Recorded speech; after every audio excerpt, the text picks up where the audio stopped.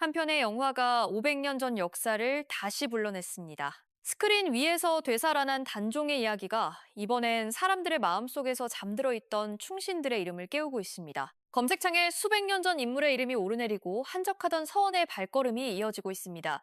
영화 한 편이 만들어낸 작지만 묵직한 파장, 오늘 그 이야기를 전해드립니다. 영화 왕과 사는 남자가 극장가를 강타하고 있습니다. 역대 흥행 2위라는 기록을 세우며 관객들의 뜨거운 반응을 이끌어낸 이 작품은 조선의 비운의 왕단종을 둘러싼 인물들의 이야기를 담고 있습니다. 그런데 이 영화의 파장이 단순히 극장 흥행에서 그치지 않고 있습니다. 영화가 개봉된 이후 실제 역사 속 인물들에 대한 관심이 눈에 띄게 급증하고 있기 때문입니다.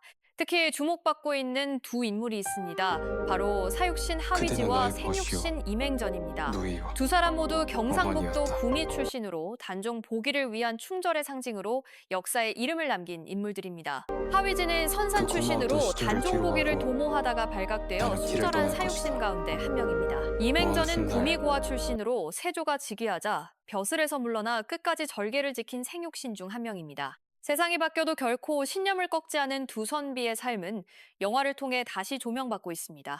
구미 씨가 네이버 데이터랩을 통해 키워드 검색량을 분석한 결과는 놀라울 정도였습니다.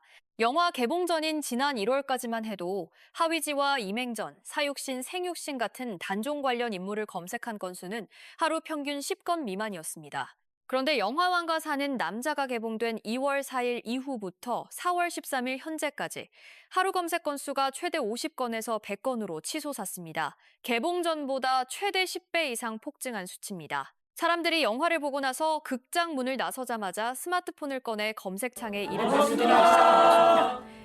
이 검색의 파도는 자연스럽게 두 인물의 고향 구미로 흘러들고 있습니다.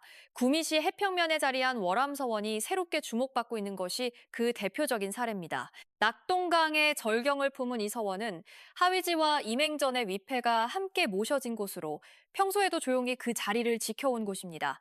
그런데 영화 개봉 이후 관람객이 평소보다 2배 이상 늘어났다고 합니다. 월암서원의 역사는 1630년으로 거슬러 올라갑니다.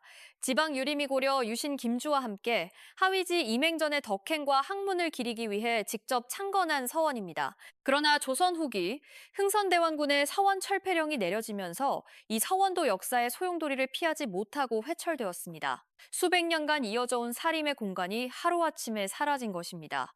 이후 오랜 세월이 흘러 2010년에 이르러서야 복원이 이루어졌습니다. 그리고 지금 영화 한 편의 힘을 빌려 이 서원은 다시 한번 사람들의 발길을 모으고 있습니다.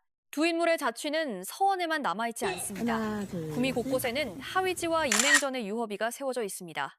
이 비들은 숙종 재위 시절 선산부사 김만증이 두 사람의 충의와 절개를 기리기 위해 건립한 것입니다. 하위제 유허비는 구미 단객의 골목에 자리하고 있으며 임행전의 비는 도시개발 과정에서 흥곡동을 떠나 현재는 구미시립도서관 경내에 이전 보존되어 있습니다. 번화한 도시의 한켠에서 수백 년의 세월을 묵묵히 버텨온 돌비석. 바쁜 일상을 살아가는 시민들 곁에서 역사는 이렇게 조용히 숨쉬고 있었습니다. 금오산 자락에 위치한 구미성리 하격사관에도 이들의 흔적이 남아 있습니다.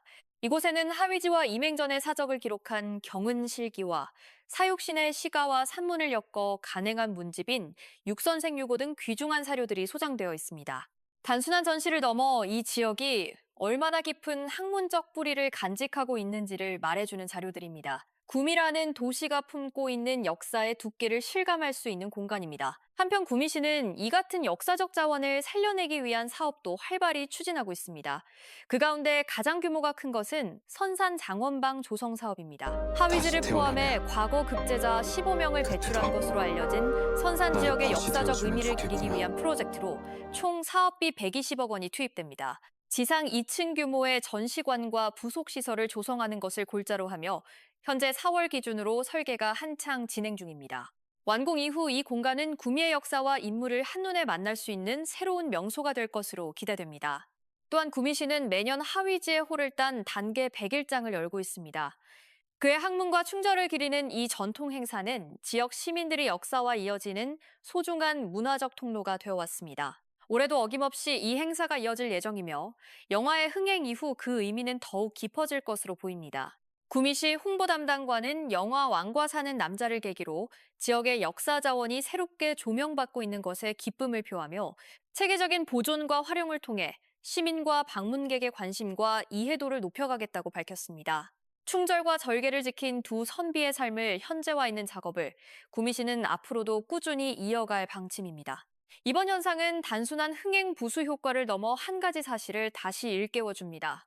역사는 교과서 속에만 있는 것이 아니라는 것, 그리고 이야기의 힘이 얼마나 큰지를 말입니다.